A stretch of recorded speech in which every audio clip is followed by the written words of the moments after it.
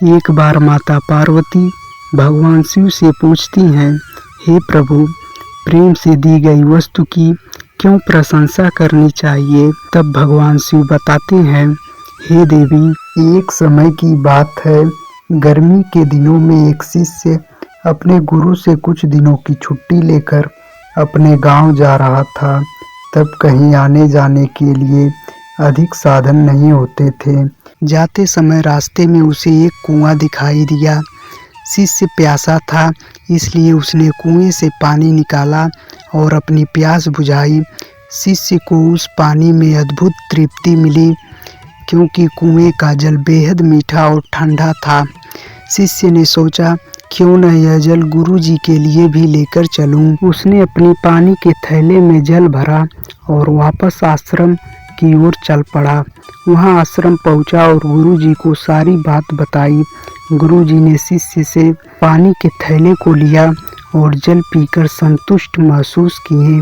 उन्होंने शिष्य से कहा, सच में यह जल तो गंगा जल के समान बहुत मीठा है। गुरुजी से इस तरह की प्रशंसा सुनकर शिष्य को खुशी हुई। शिष्य आज्ञा लेकर अपने गांव चला गया। जल की प्रशंसा सुनकर आश्रम में रहने वाला एक दूसरा शिष्य गुरुजी के पास आया और उसने भी वह जल पीने की इच्छा जताई। गुरुजी ने पानी के थैले को शिष्य को दे दिया। शिष्य ने जैसे ही एक घूंट भरा, उसने पानी बाहर फेंक दिया।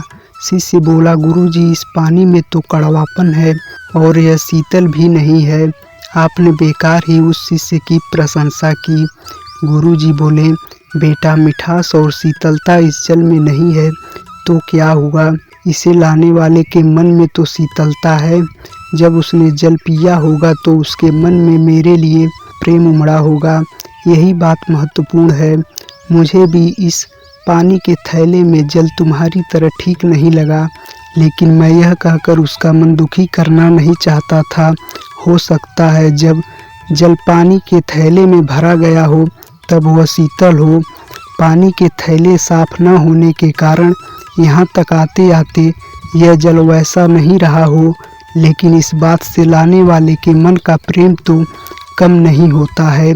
शिष्य ने गुरुजी की बात समझकर कहा, जी गुरुजी, आपकी बात सही है। और इस तरह भगवान शिव कथा को समाप्त करते हैं।